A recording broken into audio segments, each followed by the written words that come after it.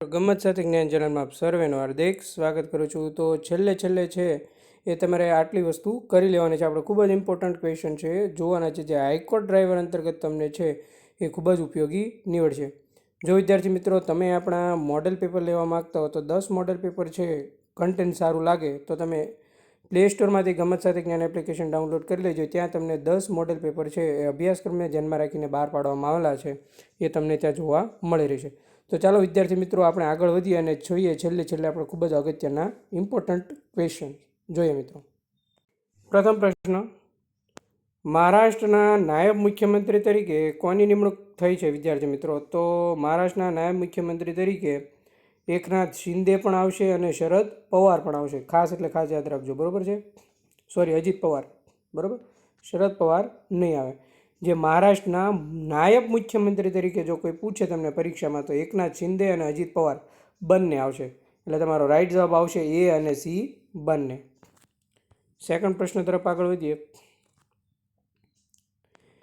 ગુજરાત સરકારે રાજ્યના કર્મચારીઓના કેન્દ્રના ધોરણે જે ડિસેમ્બર 2024માં મોંઘવારી ભથ્થામાં 3% વધારાની જાહેરાત કરી છે, જે મુજબ તારીખ 1 જુલાઈ 2024 કર્મચારીનું મોંઘવારી ભથ્થું કેટલા ટકા થયું વિદ્યાર્થી મિત્રો? તો કે 53% છે એ મોંઘવારી ભથ્થું થયું. એટલે પહેલાં 50% હતું, એમાં 3%નો વધારો આવ્યો, બરાબર છે.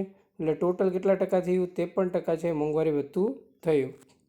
નેક્સ્ટ, મહારાષ્ટ્રના 21મા મુખ્યમંત્રી તરીકે કોણે શપથ લીધા છે? તો કે દેવેન્દ્ર ફડણવીસ છે, જેમણે મહારાષ્ટ્રના 21મા મુખ્યમંત્રી તરીકે છે શપથ લીધા છે. 2 નાયબ મુખ્યમંત્રી છે, એકનાથ શિંદે અને અજીત પવાર, એ પણ આપણે આગળ જોઈ ગયા. નેક્સ્ટ પ્રશ્ન તરફ આગળ વધીએ. ગુજરાત સરકાર દ્વારા જીએસએસબીના નવા અધ્યક્ષ તરીકે કોની નિમણૂક કરવામાં આવી હતી? બરાબર છે, તુષાર ધોળકિયા સાહેબની છે એ જીએસએસબીના છે એ નવા અધ્યક્ષ તરીકે નિમણૂક કરવામાં આવી હતી. નેક્સ્ટ પ્રશ્ન તરફ આગળ વધીએ. તો તાજેતરમાં યુપીએસસીના નવા અધ્યક્ષ તરીકે કોની નિમણૂક કરવામાં આવી છે?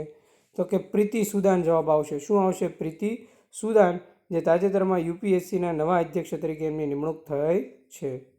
નેક્સ્ટ પ્રશ્ન તરફ આગળ વધીએ. વિદ્યાર્થી મિત્રો, કરંટમાં તમને પૂછે કે પેરિસ ઓલિમ્પિક 2024માં સિલ્વર મેડલ જીતનાર જે નીરજ ચોપડા હતા એ કઈ રમત સાથે સંકળાયેલા છે? તો કે ભાલા ફેંક. શું આવશે? ભાલા ફેંક. જેમણે પેરિસ ઓલિમ્પિક જે 2024 હતો એમાં સિલ્વર મેડલ જીત્યો હતો.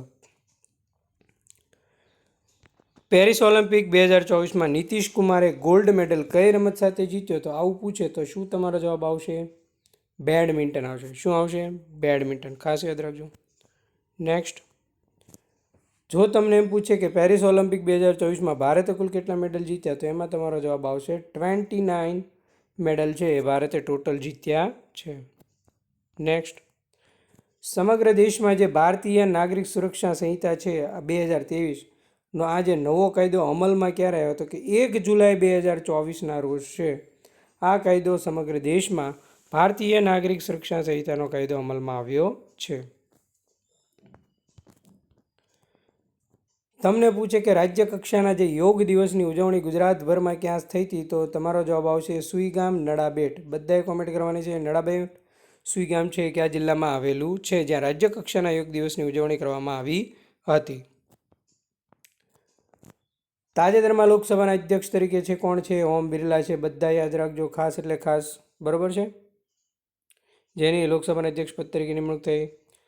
તમને એમ પૂછે કે ભારતે કઈ ટીમને હરાવીને T20 વર્લ્ડ કપ જીત્યો છે? તો વિદ્યાર્થી મિત્રો, દક્ષિણ આફ્રિકાને હરાવીને વિદ્યાર્થી મિત્રો છે ભારતે T20 વર્લ્ડ કપ છે એ જીત્યો છે. તમને એમ પૂછે કે તાજેતરમાં ગુજરાતના મુખ્ય ચૂંટણી અધિકારી તરીકે કોની છે નીચેના પૈકી? તો હારિત શુક્લા આવશે. કોણ આવશે વિદ્યાર્થી મિત્રો તાજેતરમાં ગુજરાતના મુખ્ય ચૂંટણી અધિકારી તરીકે? Harit Shukla. Dubai sport કાઉન્સિલના ambassador તરીકે કોને નિયુક્ત કરવામાં આવી છે? તો કે હરભજન સિંહ અને સાનિયા મિર્ઝા બંનેની છે એ દુબઈ સ્પોર્ટ્સ કાઉન્સિલના એમ્બેસેડર તરીકે નિમણૂક કરવામાં આવી છે. ખેલો ઇન્ડિયા યુથ ગેમ્સ 2025ની યજમાની કયું રાજ્ય કરશે? તો કે બિહારે છે એમની યજમાની કરી છે. ખેલો ઇન્ડિયા યુથ ગેમ્સ 2025ની. નેક્સ્ટ, તાજેતરમાં જે international film festival of India છે એ ક્યાં યોજાણો હતો કે પણજી ગોવામાં છે. એ તાજેતરમાં ઇન્ટરનેશનલ ફિલ્મ ફેસ્ટિવલ, બરાબર છે, IFFI, એ ક્યાં યોજાણો હતો કે India international film festival of India એ પણજી ગોવામાં યોજાયો. તાજેતરમાં આપણા દેશના વડાપ્રધાન છે નરેન્દ્રભાઈ મોદીને ગુયાનાના રાષ્ટ્રપતિ તરીકે કયું સર્વોચ્ચ સન્માન આપવામાં આવ્યું તો કે ઓર્ડર ઓફ એક્સલન્સ છે એ ગુયાનાના રાષ્ટ્રપતિ દ્વારા આપણા PM પ્રધાન સાહેબને છે વડાપ્રધાન સાહેબ નરેન્દ્રભાઈ મોદીને આપવામાં આવ્યું છે. પેરિસ ઓલિમ્પિક 2024માં નેક્સ્ટ તમને પૂછે કે સૌથી વધુ મેડલ કયા દેશે જીત્યા, તો અહીંયા તમારો જવાબ આવશે ચાઇના, એટલે કે ચીન છે એમણે પેરિસ પેરાલિમ્પિક, જો અહીંયા ઓલિમ્પિક નથી પૂછ્યું, પેરાલિમ્પિક પૂછ્યું છે, બરાબર, એ પણ ખાસ યાદ રાખજો.